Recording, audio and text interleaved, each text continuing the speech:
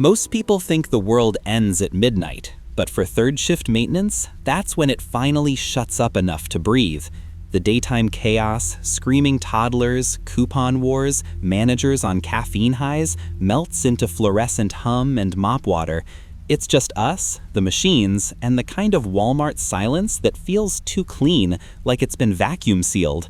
I've been here 7 months, long enough to stop caring why the store's always hiring and to know which floor tiles squeak when nobody's around. Nights follow rhythm. 11:45 p.m., clock in. 12, stretch if you remember. Then 200,000 square feet of linoleum waiting for love. There's Travis, security, a former Marine turned nap artist. He patrols by golf cart and snores in the garden center between loops. Maya works restock with white earbuds she somehow hears through. The radio plays the same 3 songs from the early 2000s on repeat, probably punishment for forgotten sins. The best part of the shift is the illusion of control. Empty aisles, untouched stock, that little fantasy that the world outside doesn't exist for a while. You can almost trick yourself into believing you own the place, until you look up at the ceiling cameras blinking red like eyes counting blinks back at you. At 11:55 each night, the lights dim for energy savings. Customers still wander until security chases them out. Then, like clockwork, 12:03 hits. The automatic doors wheeze open one last time for nothing and stay that way until sunrise. We joke the store breathes in and holds it all night. The rule is simple: don't go near the doors after closing. Corporate word. No explanation, no questions. That's fine. My job's to keep the floors shining, not to decode corporate superstition. Still, every time the sweeper passes the entryway, the motion sensor blinks green, just once, as if something out there waves back. Officially, our Walmart's a 24-hour location. The sign still says so in big friend blue letters that hum even in daylight. But anyone who's spent a midnight inside knows better.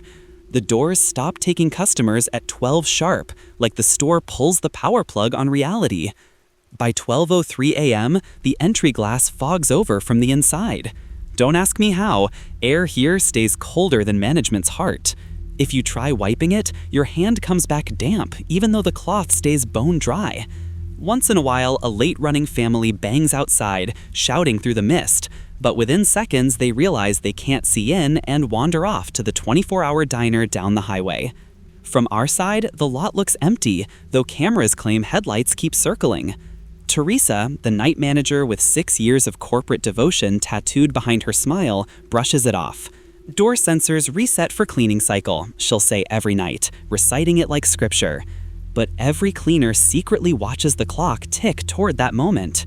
You feel it in the aisles. The lights deepen to a color that isn't quite white, like someone turned the entire store to... The thing is, tasks keep appearing on the handheld scanners after that. Phantom mop calls, carts that no one pushed.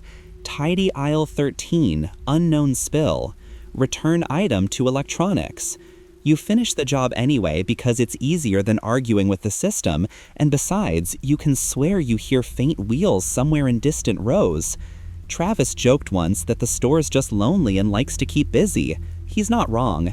At night, I swear the shelving talks in creaks, metal stretching, settling. Aisles breathe when you aren't listening. It's weird, but we've learned to accept it. Every retail worker has ghosts. Ours just happen to stock shelves. By 12:03, the world outside might keep spinning, but behind this buzzing ceiling, Walmart exhales, locks its lungs, and starts rearranging itself. I used to think we kept the store clean. Lately, I'm starting to believe it keeps us. The night started like any other. Thermos coffee, stale donut, and a handheld checklist that never quite matches reality. The device beeped awake the moment I clocked in, flashing corporate optimism on its cracked screen. "Hello, associate. Let's make magic happen." Teresa handed me an actual printed list, too, edges damp from sanitizer. "Focus on tiles near electronics," she said, voice bouncing between cheerful and scared to slow down. "Corporate audit tomorrow. And remember," she tapped the yellow tape line joining the main floor to the back warehouse, "stay on your side if the lights start acting up, all right?" I frowned. pretty specific." She laughed, but her eyes didn't drag along. "It's easier than explaining the rest. The left half of aisle 13 still glitches from that remodel. If you see it, skip it." Maya snorted around her earbuds. "You mean skip ghosts?" Teresa smiled.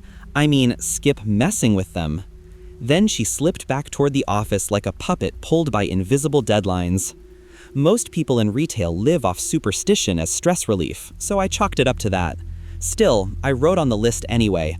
Avoid aisle 13, left side.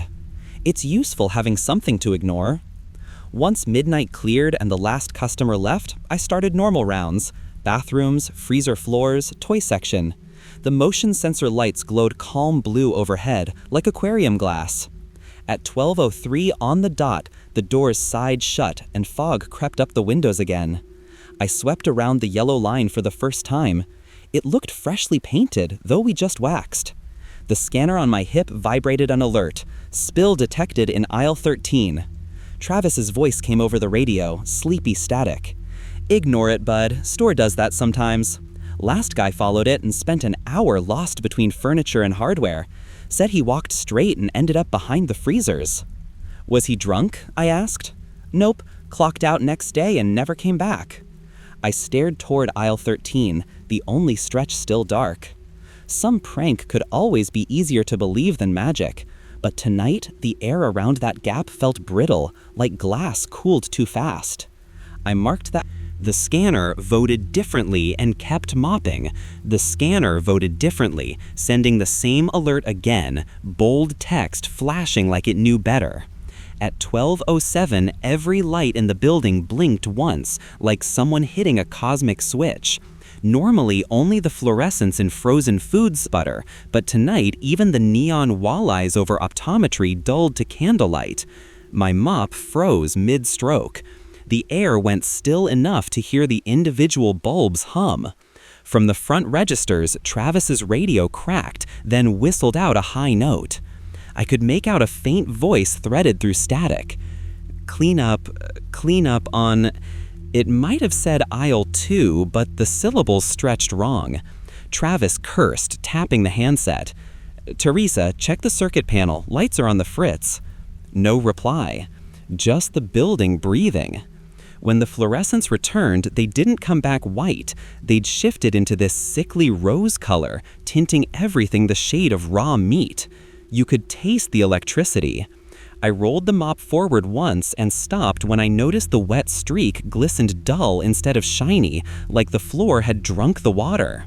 From across the appliance section, the big TVs lit themselves. All 80 screens showed frozen security footage of the same corridor, aisle 13. You know how static forms snow on an old CRT? This one formed product layouts, shelves, boxes, labels, as if the interference remembered where everything belonged. Maya appeared from behind the racks clutching a handful of expired energy drinks. "Okay, that's new," she said. Before I could answer, the loudspeaker cleared its electronic throat. "Attention associates, new shift commencing. Thank you for your service." Every scanner beeped at once, all the devices on our belts vibrating in perfect rhythm. Maya's jaw tightened. "Teresa do this?" "She's in the office." The loudspeaker clicked again, closer this time, voice quieter, almost intimate. "Smile." Nothing came after. The air smelled like rain trapped inside a light fixture, ozone and something metallic. Travis jogged past holding his flashlight, but the beam hardly reached 5 feet, as if the light refused to travel long distances anymore. He muttered, "Backup generators shouldn't tint the bulbs. That's not company issue." We all stared up at the ceiling that had gone a fraction lower, the panels sagging inward like fabric drawing breath. Then, as suddenly as it started, the lights returned to their usual cold white. The wet path I'd left on linoleum had vanished, bone dry, and the mop bucket sat empty, as if something had voluntarily cleaned after me. When the lights steadied, we did the normal crew panic drill, pretend nothing's weird and over-explain everything. I blamed voltage, Travis blamed union wiring, and Maya just whispered, "Don't say the store's name out loud." That was new. She gestured toward the entrance. The fog on the glass had thickened into a white wall, no city glow seeping through it. She squashed her nose to the surface. "It's like dry ice," she said. Her breath left no mark, not even mist.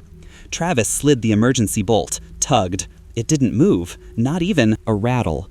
The handle metal felt warmer than our hands, like someone holding the other side.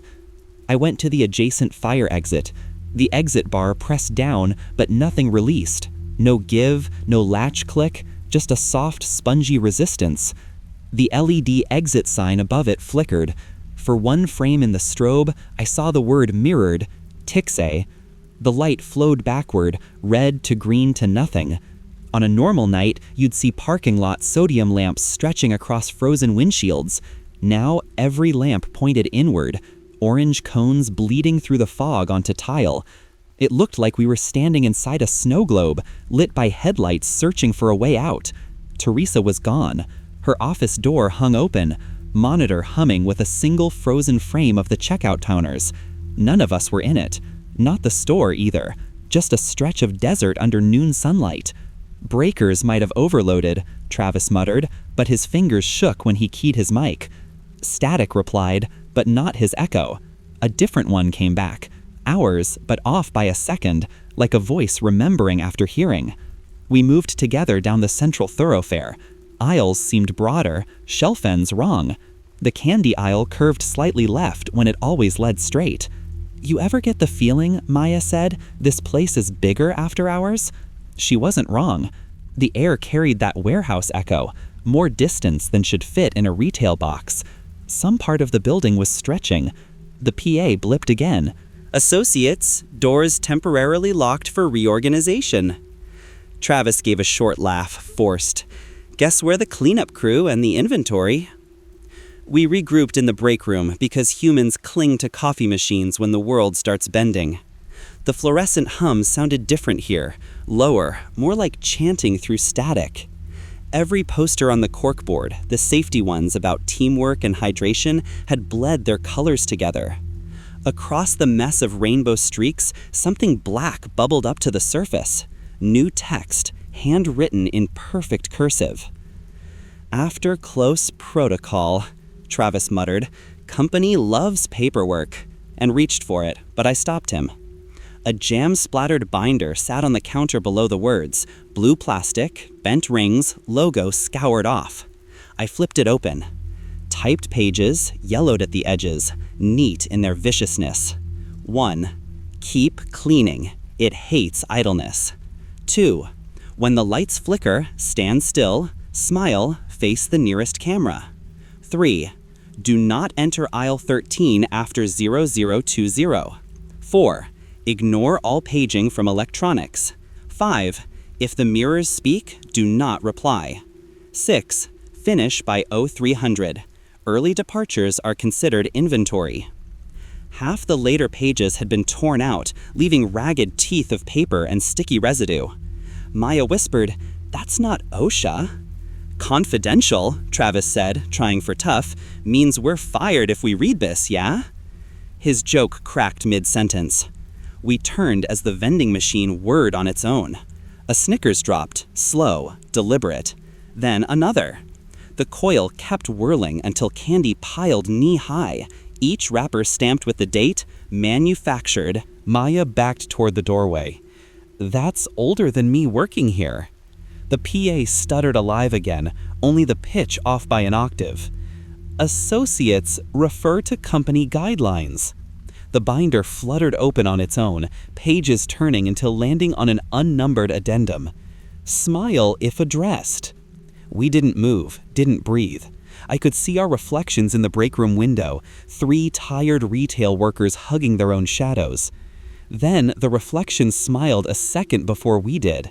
The coffee machine hissed once, darker liquid than coffee pooling underneath. Travis slammed the binder shut, muttering prayers I hadn't heard since basic training. "You think this is on all the versions?" he asked, breath shaking.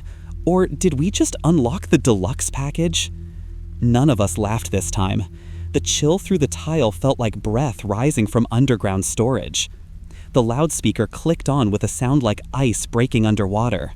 We all froze. Usually when Teresa paged us, it began with that cheery boop, followed by her voice doing its best to sound awake and corporate. This time there was no chime, just words pressed through plastic like something learning how to speak human. Attention, associates, maintain uns required in aisle 13. It's back, Maya whispered. She shut the binder instinctively. Travis tried his radio. Static again. Only it wasn't random, it was patterned. Every 4 bursts, a faint hiss. Ha, like someone laughing too close to the mic. I wanted to believe Teresa had finally decided to mess with us, except her office camera. Feed still displayed that still desert image. If this was her voice, it had been stretched, chilled, ironed flat of emotion. Main 10 nunce required on you. The echo wrapped around itself until the ceiling tiles vibrated.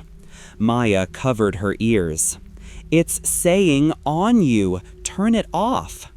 Travis climbed onto a cafeteria chair and yanked the speaker wire. To his credit, the voice stopped. The power didn't. The speaker drooped like rubber, gray plastic thinning until shapes, not wires, pressed against the inside, as though fingers were feeling for daylight. I grabbed his sleeve. Let's just do the route, pretend nothing's wrong.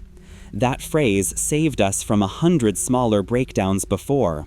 It still sounded reasonable. We rolled the mop bucket and trash cart like props in a play, the floor squeaking its applause. The longer we ignored the weirdness, the more normal things seemed, until we reached the central aisle intersection. All the overhead monitors blinked awake in synchronized bloom. Every screen showed live footage from different cameras, receiving end, not recording end. Each one displayed a different section of the store, empty but for a single detail. At the edge of every frame, a copy of our cart rolling past. I looked up in time to see the nearest monitor shift perspective, zooming down on us from above. My scalp tightened. There was no lens up there. The intercom crackled once more, softer than breath. Associates spotted. Proceed to aisle 13. Smile. I turned to Travis.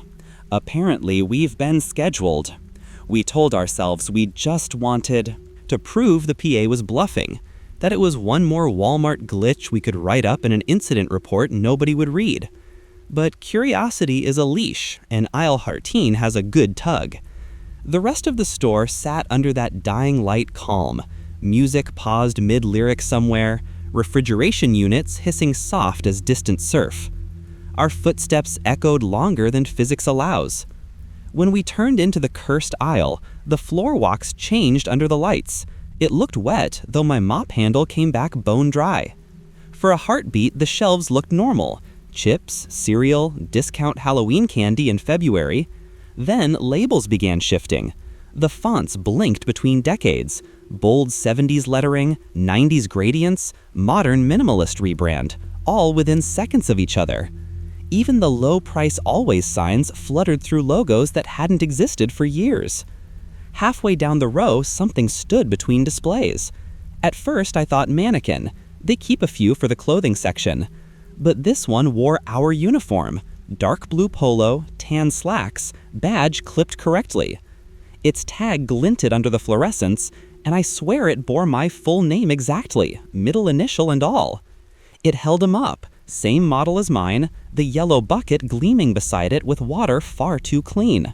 For 1 minute, the three of us did nothing but listen to our breathing. Then Maya whispered, "That's him." Travis stepped forward. "Prop," he said, half confident, half prayer. He reached out. Before he even touched it, the thing's wrist flexed. An impossible twitch, backward, sharp, and every shelf light snapped to that exact rhythm. Glass reflected nothing of us, only the mannequin's smooth face turning toward the sound. "Hey," I started, words tangling. "Who stalked you there?" It tilted its head the opposite direction, as though sharing a frequency with itself. The smile on its molded plastic lips deepened, not cracking from gravity, but stretching. Travis yanked his hand back. Water sloshed from the bucket and hit the tile without puddling. It slid under the shelf like the floor had inhaled. Maya grabbed my sleeve. "Back up, we're leaving." As we retreated, the PA clicked again. Voice gentle as a lullaby. "Aisle 13 acknowledged. Inventory duplicated. Please return to stations." Behind us, our own mobs squealed against the floor, even though none of us were moving them. Every fluorescent tube in the ceiling fluttered, dropping light in slow heartbeats. Each pulse brought another version of the aisle, sometimes fully stocked, other times stripped bare down to metal racks. We moved fast, but the store refused to stay still. Travis swung his flashlight toward the main corridor. That beam barely reached a few yards before bending away, like the darkness had weight. "Teresa!" he shouted. "Kill the power!" The shout came back to us half a second late, repeated in an older, wearier voice that wasn't his. From behind the shelves came clatter, wheels turning, cart against tile. Then the emergency strobes awakened, red, white, each flash revealing a different world. In one frame, the store was how it should be, clean, empty, corporate calm. Next flash, dozens of shoppers filled the aisles, faces blank as fogged glass, moving in choreographed panic. Their carts were loaded with black bags that dripped dark sludge onto the tiles. Next flash, nothing again but the reek of rot. Maya pressed her sleeve over her mouth. "They're ringing up something," she whispered. Tins of meat slammed down at self-check in the distance, scanners chirping like dying birds. Over the loudspeakers came a mechanical voice, not human department, just store algorithm. "Attention customers, all sales final." The mannequin at the aisle's end turned its head back toward us on that cue. Its face had dimmed to the same waxy hue as those shoppers. Through the strobe, it looked half melted, badge sunk into skin. It raised a hand, open like asking for help, or counting heads. For every finger it lifted, a set of glowing price gun numbers appeared across the floor, marking spots in tidy spacing, making a row long enough for 3. I understood before Travis did. "Positions," I muttered. "It's counting inventory." Maya didn't wait. She bolted down snacks toward the employee exit, screaming when the hallway kept repeating itself like a GIF loop. Travis grabbed my arm. "We hit the breaker," he said. "End it." The mannequin stopped mid-gesture. All the faceless shoppers froze, except their mouths, which opened in perfect unison and inhaled. The sound wasn't human. It was a vacuum through teeth. When the next flash hit, the crowd was gone, the air cold enough to cloud breath, and all our reflections in the floor tiles blinked half a step out of sync. We found Teresa at the end of cleaning supplies, standing between shelves that smelled of lemon and rot. The strobes faded the moment she turned. She looked like she'd never moved at all, uniform perfect, clipboard straight against her hip. "Oh, good," she said lightly, as if we were late to a meeting. "You heard the announcement." Travis stumbled forward, voice cracking. "What announcement? The store's eating people." Teresa blinked, confused at the choice of verb. "Not people, Travis, items. Everything here is inventory eventually." She offered us a tired managerial smile. "Corporate just calls it resetting. Every branch has nights like this when it needs to organize itself." I wanted to laugh, but all that came out was a rasp. Resetting what? The boundary between sold and unsold. She walked toward the stockroom doors, tapping her ID badge to a keypad that blinked blue, though power was supposedly down. "Follow me." The hallway beyond the doors was wrong. It should have been a 20-foot corridor to receiving. Instead, the cement stretched downward, turning hotel carpet gray under recessed lighting. Somewhere ahead, an automated bell chimed every 3 seconds. Teresa's heels clicked in perfect time. "Here's what you'll do," she said without turning. "You'll clock out exactly at 1 a.m., not before, not after." "System's offline," Maya snapped. Her voice kept echoing ahead of her instead of behind. "It'll register. It always does," Teresa said calmly. "If the store's happy with the count, doors open again at dawn." "Happy?" I asked. She looked back for the first time. Her pupils glowed faint blue, faintly Walmart logo-shaped around the edges. "We all want to make the numbers look good." She stopped at a lone time clock jutting from the wall. No cables, no outlet, just the clock face flashing 12:59. "You're free once you punch out," she said. "If the scanner asks who trained you, tell it management. That's me." Her tone melted into the background hum. We couldn't tell if she'd walked away or folded back into the shelves. Somewhere past the next corner, a disembodied voice called pleasantly. Maybe hers, maybe the speaker's. "Associate compliance detected. 1 minute to closing." I looked at Travis and Maya, the scanner shaking in my grip, its screen counting down slower than the seconds we could hear. When the countdown reached 0, the time clock gave a cheerful ding. The air flexed, not loudly, more like a sigh from the whole building. For half a second it was blinding, every aisle sign lighting at once, every LED screen flashing, "Thank you for shopping with us." Then silence, heavy and new. I remember walking back toward the front, maybe dragged by habit. The fog on the doors had gone translucent gray, sunlight bleeding through in soft streaks. Outside lay the perfectly ordinary Walmart parking lot, just dusted with frost. Every lamp now faced the right direction again. Maya was already testing the main lock. It opened on the first tug, gentle as any auto door. We stepped out together. Like people waking from a bad dream, they're still half sure is real. Travis stumbled behind us, white-knuckled around his radio. None of us spoke until we reached the curb. The morning crew arrived an hour later, yawning, coffee in hand, asking why the buffing machine was parked wrong, why the floors looked newly installed. Their scanners logged us in at 1 a.m. sharp and out again at 7:03, a full shift unbroken. Cameras showed 5 employees entering the night before, 3 walking out. The other 2 just stopped appearing on frame halfway through the feed. Teresa waved from the sliding doors when we left. Perfect uniform, fresh lipstick, no memory in her eyes. "You 3 look wiped," she chirped. "Audit meant perfect, store's spotless." When Travis asked about the missing workers, she frowned like he'd asked the price of oxygen. "Inventory's balanced, honey, same as always." That evening, I checked our digital time cards. In the space beside our clockouts, a box labeled Notes had been auto-filled by the system. Aisle 13 cleaned, associates compliant. No one can delete it, the field's locked. And under the comment column, smaller text glowing faint blue, "Smiles captured, 3 of 3. It's been 3 weeks. The store has returned to normal, which mostly means we've all learned new ways to pretend. Travis quit 2 days after the audit, said the buzz and the lights followed him home. Maya transferred to Toys R Us online, at least ghosts there ship in boxes. I stayed. Once you know a building's heartbeat, it's hard to step out of rhythm. Every night at 11:50, I punch in, smell the wax, hear the same dull song over the intercom. At 12:03, the glass sweats from inside, soft as breathing. Sometimes I catch a glimmer in the corner mirror, someone mopping one aisle ahead of me, same build, slouch, and left-hand grip, always smiling. The old blue binder is back in the break room. Teresa keeps it filed next to safety procedures, says corporate sent updated guidelines.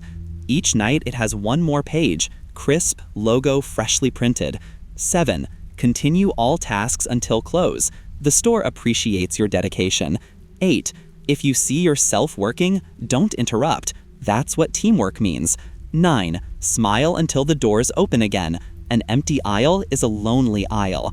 Sometimes the cameras catch me long after I've clocked out, still pushing the mop by rote down aisle 13. Management says it's a digital lag, ghost frames. Then they laugh at the accidental pun. I don't argue, I just keep working, because idleness feels like begging. If our reflections really are part of the inventory, I'd rather be listed under active stock than clearance. So if the doors close after midnight where you work, let them. Keep your head down, keep cleaning, and smile when the PA asks. You're not trapped, not technically.